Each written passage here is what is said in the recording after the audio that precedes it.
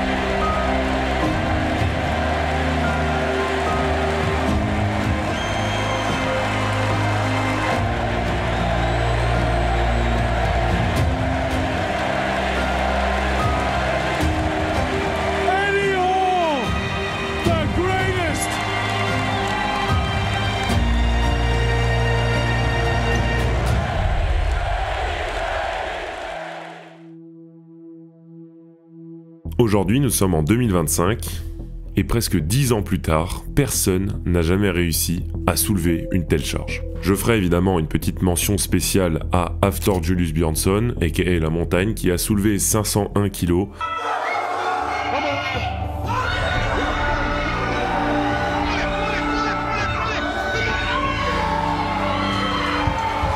Simplement, je vais pas le valider parce que c'était pas en compétition. Nous, ce qu'on va regarder, c'est qui peut être la prochaine personne à soulever plus de 500 kg en compétition.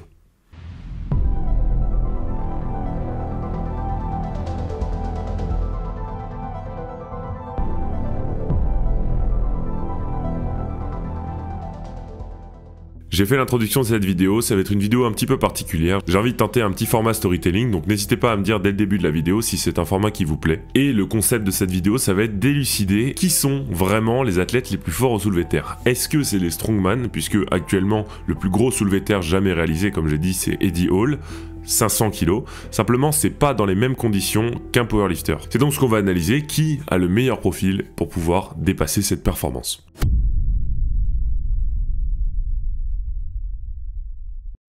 Comme vous le savez, je suis pratiquant de force athlétique, je pratique le powerlifting, un sport dans lequel il faut être bon au soulevé de terre, évidemment, mais aussi au squat et au développé couché. Notre objectif, devenir le plus performant sur ces trois mouvements pour combiner un total qui nous qualifie et qui nous évalue en tant que la personne la plus forte ou la moins forte dans une compétition. Exemple, un athlète A va faire 900 kg de total, si l'athlète B fait 905 kg, il va gagner puisqu'il y aura 5 kg de différence. Simplement, il y a une chose, une petite subtilité importante dans le powerlifting, c'est que c'est trois mouvements, mais le mouvement sur lequel on est capable de soulever le plus de kilos, c'est le soulevé de terre.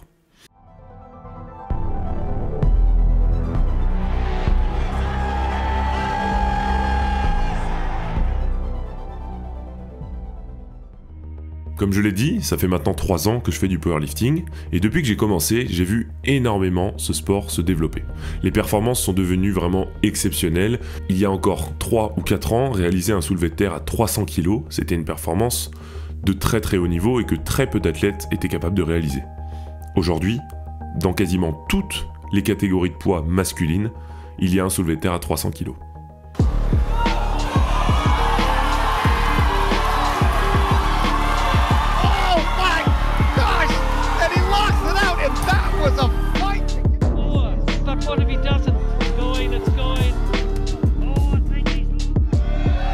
And it is easy work for him, as to be expected.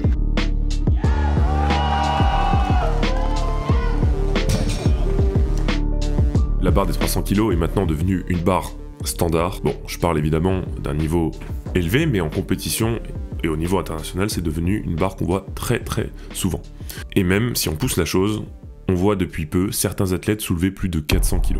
Et c'est là qu'on commence à s'interroger, est-ce qu'ils peuvent aller chercher ces 500 kg et est-ce qu'ils sont pas plus forts que ces strongman? Eh bien, le plus gros soulevé de terre jamais réalisé en raw powerlifting, donc sans équipement, a été fait à 411 kg par Temur Samkaradze. Let's go, Temur. Get in. Everything now. Come on.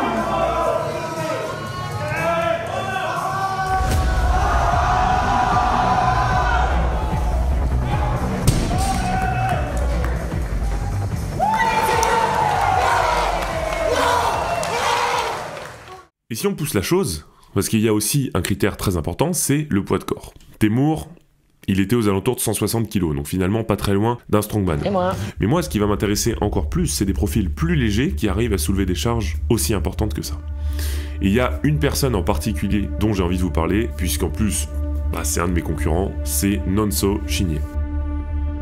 Now for the last deadlift of the day for a world junior total record and an open deadlift record.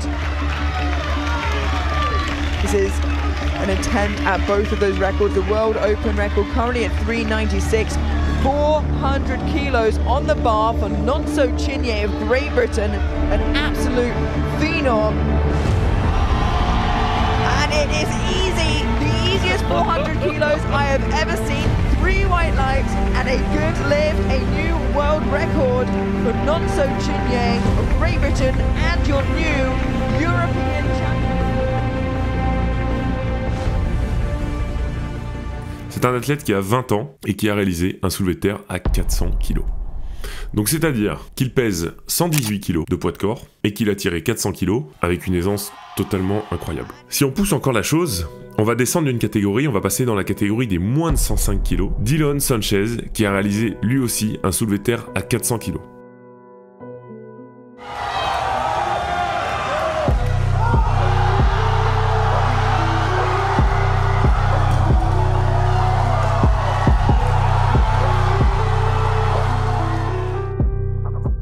Alors pour ceux qui sont pas trop férus de powerlifting ou de sport de force en général, peut-être que ce que je vais vous dire par rapport au poids de corps ne va pas trop vous parler, mais pour vous expliquer simplement, c'est extrêmement impressionnant quand on voit une personne légère soulever des charges aussi lourdes que des personnes plus lourdes. Ça c'est une évidence. Donc quand un strongman va soulever 400 kg et qu'il pèse 180 kg, et bien quand un powerlifter en pèse que 105, c'est là tout le point et tout l'objectif de cette vidéo. On a des powerlifters aujourd'hui qui soulèvent des charges quasiment équivalentes à celles des strongman. Je vous vois venir, vous allez me dire oui mais ils sont à 450, 460. On va rentrer dans d'autres spécificités et vous allez comprendre aussi pourquoi je vous parle de tout ça et pourquoi je mets ce débat sur la table.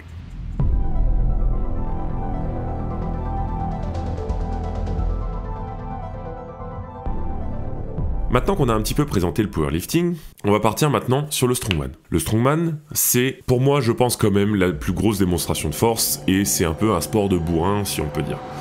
But it still draws some of the greatest athletes. Wow, right off the ground. Wow. 6. Wow. 2. Oh my goodness. Whoa. That was a...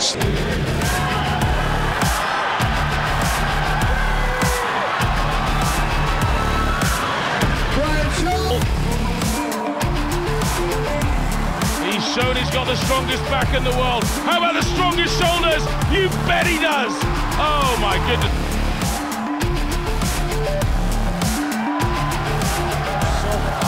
Wow, so strong. Yes, second rep count.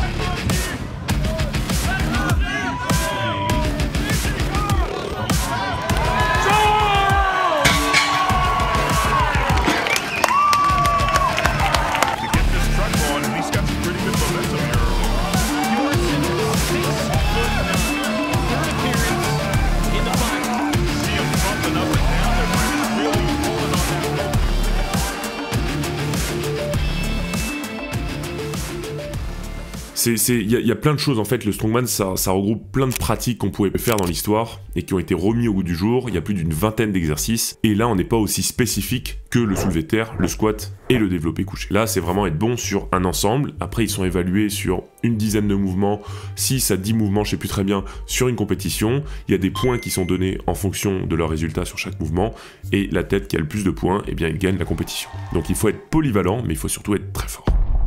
La différence avec les strongman, c'est qu'ils ont des profils totalement différents. C'est souvent des athlètes beaucoup plus grands que des powerlifters et des athlètes beaucoup plus lourds. En powerlifting, comme je l'ai dit, on a des athlètes qui arrivent sur des 120 kg plus, donc on peut retrouver quand même des athlètes qui arrivent à 160 à 180 kg, mais c'est très extrême et il n'y en a pas beaucoup. Comme j'ai dit, les strongman ont un profil donc différent des powerlifters. Et on va être honnête, les questions de dopage au strongman, c'est quand même pas la même chose qu'en IPF. Il y a beaucoup moins de contrôle et c'est un petit peu plus du sport spectacle, donc forcément ils sont un petit peu plus tranquilles avec ça, quoi. Alors je reviens donc sur les différences qu'il y a entre le strongman et le powerlifting au niveau du matériel. Et vous allez voir que ça joue un rôle extrêmement important.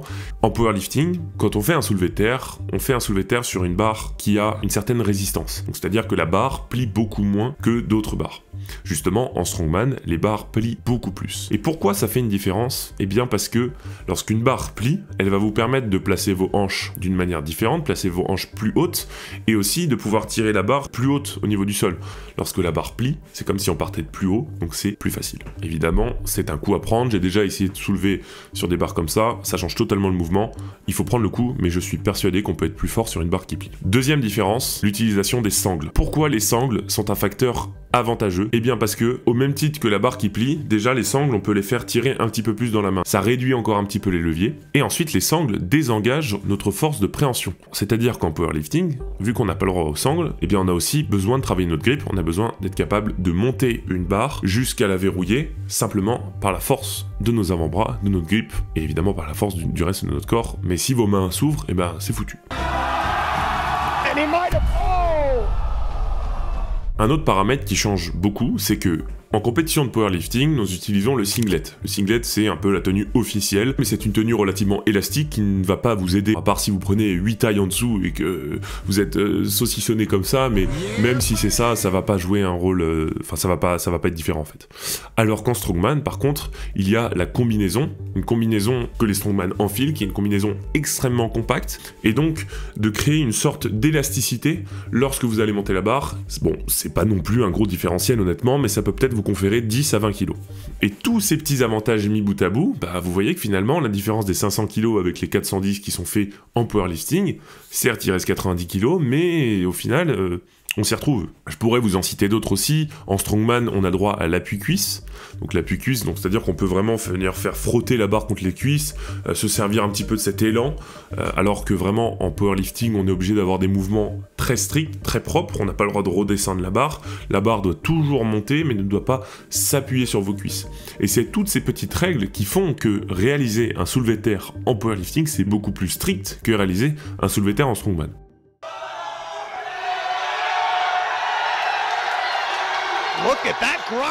Alors maintenant que je vous ai présenté toutes ces différences, la question que je me suis posée, et que je pense beaucoup de gens se posent, c'est est-ce que pour 8 millions de dollars... Ce soir, qui veut gagner de l'argent en masse? La question que tout le monde se pose, c'est si nous autres powerlifters, on apprenait la technique des strongman et qu'on bénéficiait de ce matériel, quelle charge serait-on capable de soulever ?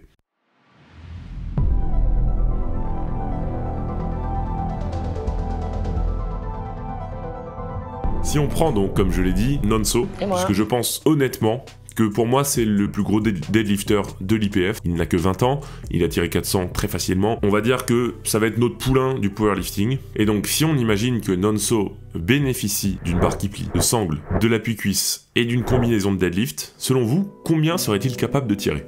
And it is moving, but it is just too heavy today. Fear not, he is...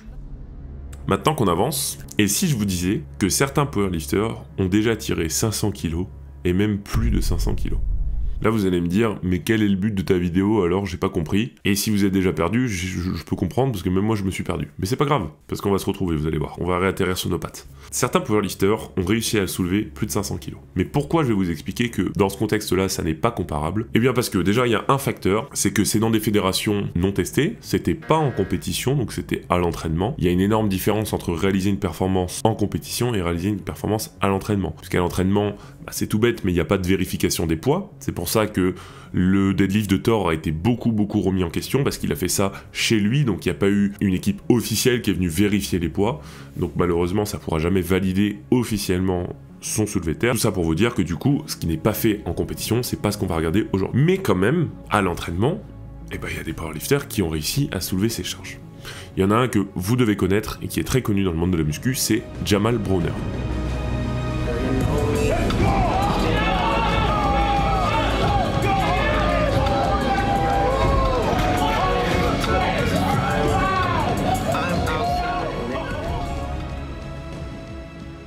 Il a réussi à soulever 500 kg. C'est exceptionnel et Jamal, pour le coup, c'est pour moi, je pense, un des meilleurs deadlifters qu'il peut y avoir. Et si je dis pas de bêtises, il est aux alentours de 130 ou 140 kg de poids de corps, donc quand même lourd, mais pas aussi lourd qu'un strongman. Et pourtant, il a soulevé 500 kg du sol. Il y a aussi Krzysztof Wierzbicki, si je le prononce bien, j'espère, qui a soulevé 502,5 kg du sol.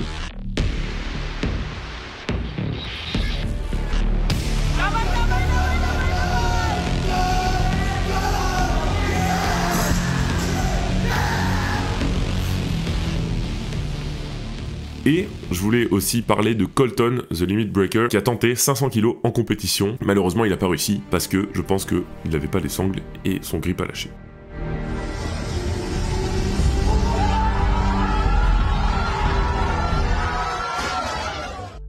Maintenant que je vous ai présenté ces trois athlètes, je sais très bien ce que vous vous dites, et je me dis la même chose. C'est du sumo, c'est une barre qui plie, on est d'accord.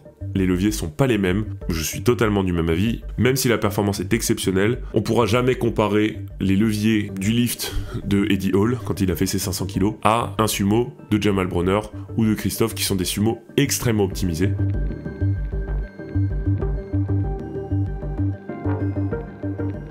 Ça reste une performance exceptionnelle, époustouflante, mais pour moi c'est pas comparable. Vous me dites ce que vous en pensez, mais là-dessus je pense qu'on peut pas comparer le sumo et le tradi. Est-ce que maintenant je retourne ma veste parce qu'avant j'étais en sumo et maintenant que je suis passé en tradi? Oui. Alors maintenant pour finir, on va regarder au niveau des strongman. Pourquoi ça fait plus de 10 ans qu'ils ont jamais réussi à soulever cette charge? Qu'est-ce qui se passe en fait?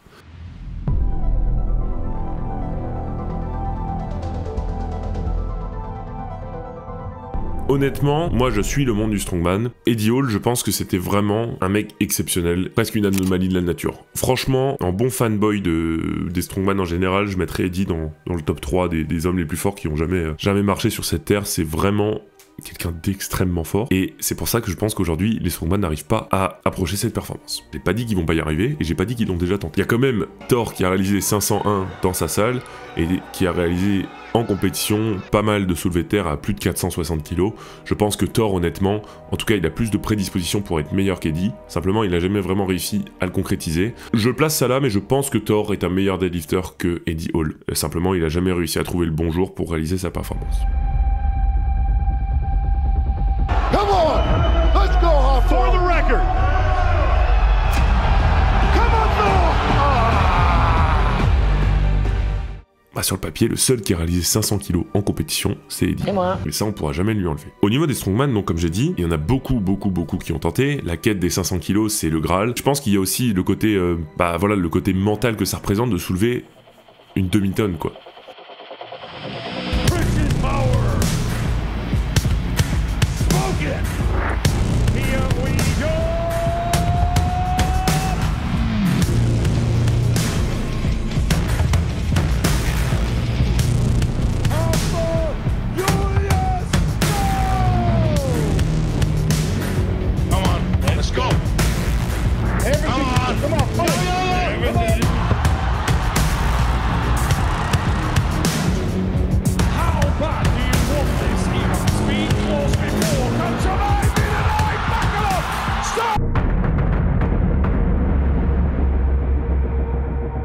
voilà, les strongman ils galèrent, mais je pense qu'ils vont finir par y arriver.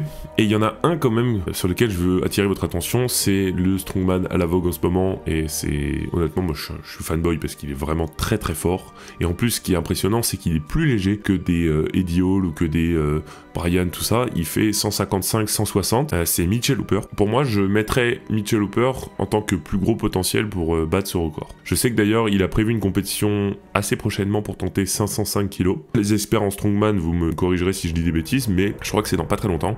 Et il est possible qu'il y arrive. Franchement, honnêtement, je le mets vraiment en gros potentiel pour y arriver. Let's go, Mitch. Come on. Oh, yes. He's looking ridiculously strong this year. Very good.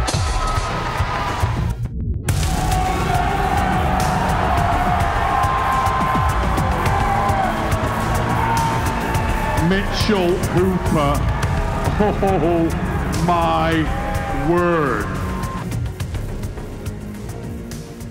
Alors maintenant qu'on a donné toutes ces informations, on va conclure. Dans cette vidéo, comme je vous ai dit, j'ai essayé d'aborder un petit peu le spectre dans sa généralité et vraiment faire un comparatif entre les strongman et les powerlifters et partir du principe que si on avait le même matériel, est-ce qu'on serait capable de faire les mêmes performances? Je pense que les powerlifters ont plus de potentiel pour évoluer au deadlift. Pourquoi je dis ça? Parce que déjà de 1, à la différence des strongman, on n'a pas une vingtaine d'exercices. Nous, bah, c'est plus simple parce qu'on doit se spécialiser sur le squat, le développé couché et le soulevé de terre. Alors évidemment, faut se concentrer le plus possible sur ces 3 mouvements, mais le soulevé de terre, c'est le mouvement sur lequel on peut soulever le plus, donc c'est là où on va essayer de grappiller le plus de kilos, et c'est pour ça d'ailleurs qu'en powerlifting, on voit des deadlift spécialistes qui arrivent à tirer des 400+, Dylan Sanchez, ou même Nonso, maintenant je pense qu'on peut le qualifier de deadlift spécialiste, et c'est exceptionnel de voir des athlètes arriver à soulever ces charges-là. Pourquoi je pense aussi qu'ils ont une meilleure morphologie pour faire du soulevé de terre? Ils ont un facteur qui est très important, c'est que les strongman sont beaucoup plus volumineux au niveau du ventre. Et pourquoi c'est limitant? Parce que on peut beaucoup moins se pencher. Donc ça fait que du coup pour les leviers et pour le soulevé de terre, c'est pas pratique. C'est pour ça d'ailleurs que les strongman ont une technique complètement différente, qui ne convient pas aux powerlifters, parce que les powerlifters qui ont une taille beaucoup plus fine peuvent se permettre de tirer les hanches un petit peu plus hautes, là où les strongman sont obligés de s'asseoir et donc ils ont une technique un petit peu plus adaptée à leur combinaison. Donc je pense que, comme j'ai dit, c'est un facteur limitant, le fait d'avoir du volume au niveau du ventre, tout simplement pour le soulevé de terre, parce que plus de difficultés à se pencher. Comme j'ai dit, le powerlifting, on cherche à se spécialiser sur ces 3 mouvements, on voit de plus en plus de deadlift spécialistes qui ont une morphologie parfaitement adaptée au soulevé de terre. Un ventre relativement fin et des bras extrêmement longs, ce qui permet d'aller chercher la barre beaucoup plus bas et de pouvoir mieux tirer. Là où les strongman n'ont pas ces avantages-là. Un strongman en évidence, vu qu'il doit être bon sur 20 exercices, son but c'est pas que être bon sur le soulevé de terre, c'est être bon en général, donc avoir des longs bras, ça va être bien pour le soulevé de terre, ça va être bien pour les exos de tirage, mais tout ce qui va être poussé, ça va pas être top. C'est pour ça que anatomiquement, je pense que les powerlifters, on arrive à avoir des profils différents et plus adaptés pour le soulevé de terre. Je pense que, dans sa globalité, les strongman sont plus forts. Ils sont capables de soulever des charges beaucoup plus lourdes, et pour moi, la force, c'est pas forcément uniquement sur l'optimisation. La force, c'est demain, il y a un caillou, et tu dois bouger le caillou, et si t'arrives pas à le bouger, t'es moins fort que le mec qui arrive à le bouger. Voilà. Je pense que les strongman, dans leur globalité, sont plus forts. Par contre, comme j'ai dit, je pense que nous, vu qu'on est de plus en plus spécialistes sur les 3 mouvements, et notamment le soulevé de terre, et du coup, on voit des profils beaucoup plus adaptés sur ce mouvement-là, et à terme, je pense qu'on verra des athlètes capables de se rapprocher des 500 kg. Et je vais vous laisser avec ça. Si on donnait le matériel des strongman, la technique des strongman aux powerlifters actuels qui tirent plus de 400 kg, combien seraient-ils capables de tirer selon vous? Et est-ce qu'ils peuvent rivaliser avec les strongman qui, on va le dire honnêtement, les questions sur le dopage, c'est pas la même chose qu'en IPF, le poids de corps n'est pas le même, et pour moi, c'est tous ces facteurs qui font que je fais cette vidéo aujourd'hui. Pour finir, comme je dis, le but n'est absolument pas d'accuser les strongman, de dévaloriser les strongman, bien au contraire. Peut-être qu'un jour, à terme, je ferai du strong, c'est à voir. Mais non, le but c'est vraiment de faire ce comparatif pour voir, selon vous, qui sont les meilleurs deadlifters actuellement. Écoutez, j'espère que ce petit format vous a plu. Je vais essayer d'en refaire de temps en temps si vous avez des thématiques que vous voulez que j'aborde, ou même des sujets un petit peu comme ça, des comparatifs. Je pense que ça peut être intéressant d'ouvrir un petit peu le spectre, juste de faire des vidéos dans cette thématique-là. Moi, ça me plaît bien.